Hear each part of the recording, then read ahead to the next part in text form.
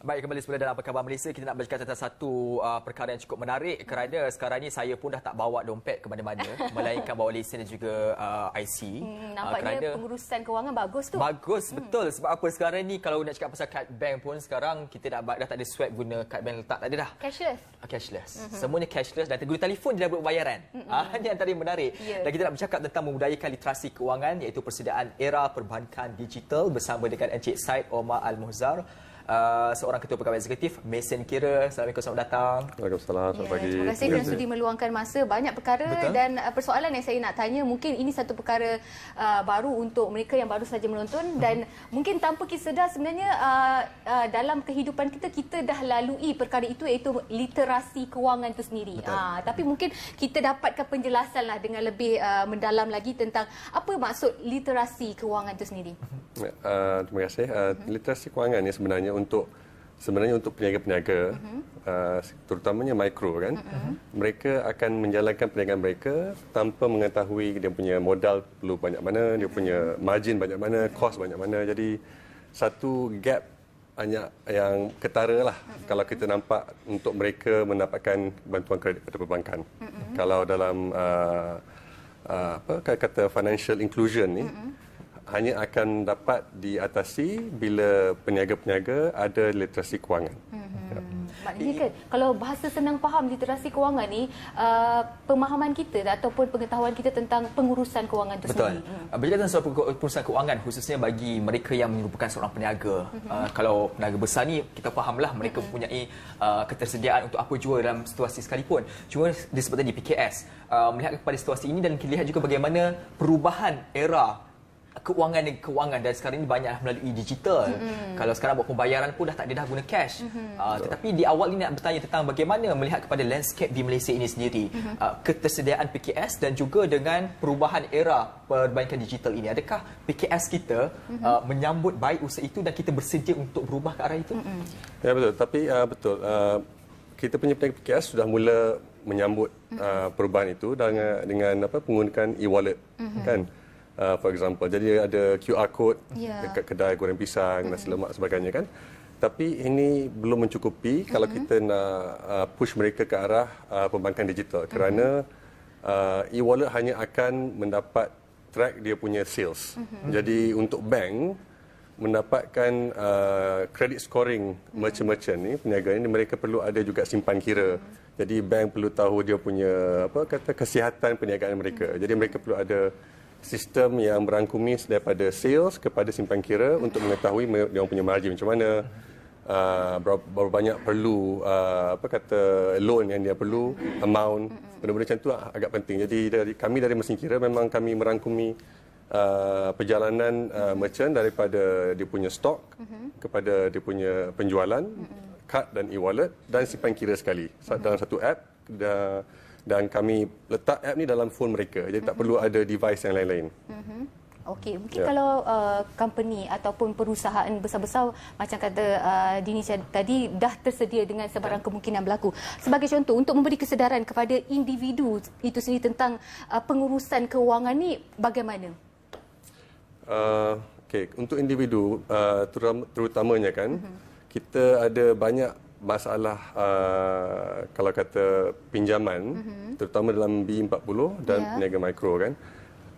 Masalah yang utama ni datang daripada kekurangan kata credit rating. Jadi credit rating ni hanya akan datang daripada kita pernah ada meminjam dahulu. Ataupun kita punya perniagaan ada pernah membuat pinjaman pada bank.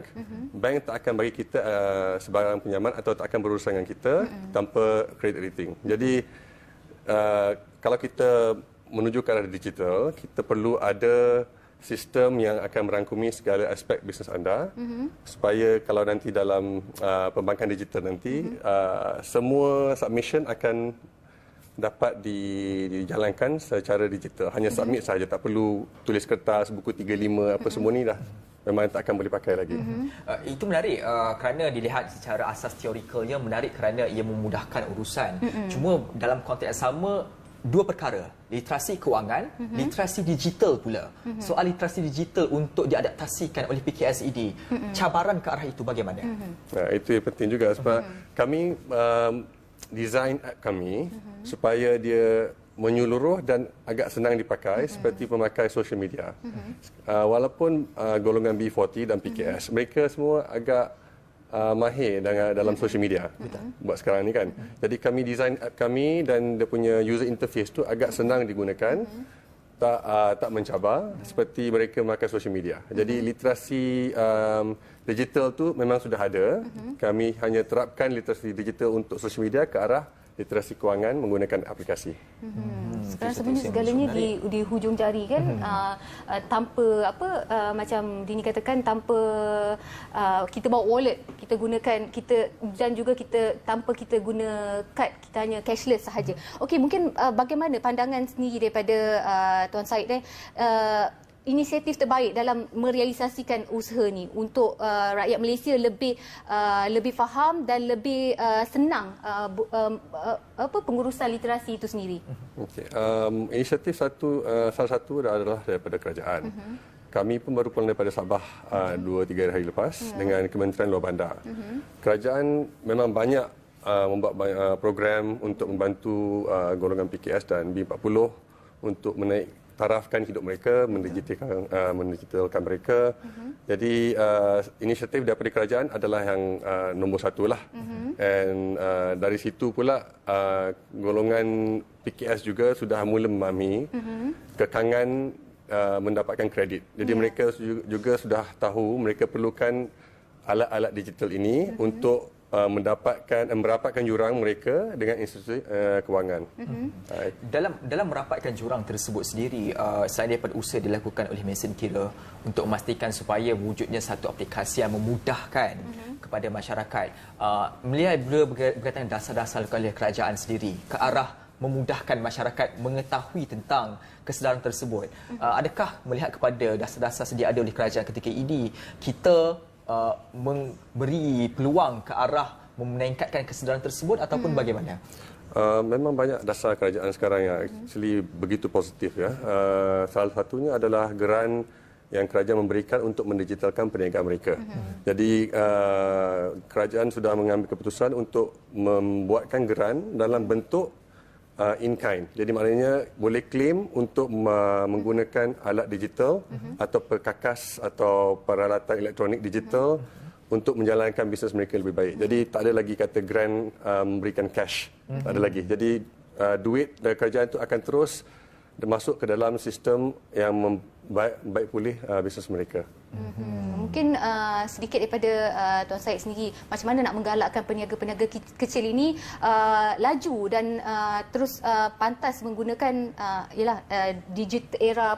digital pembankan ini sekarang seiring dengan kemajuan yang akan datang?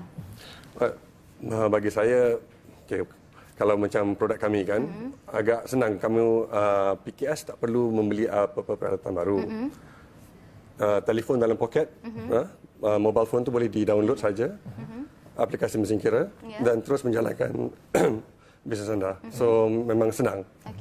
Baik, dalam masa yang sama juga bercakap tentang soal digital ni, ada satu perkara yang menjadi pembicaraan luas dan juga kerisauan kerana bukan sahaja di Malaysia tetapi di banyak negara.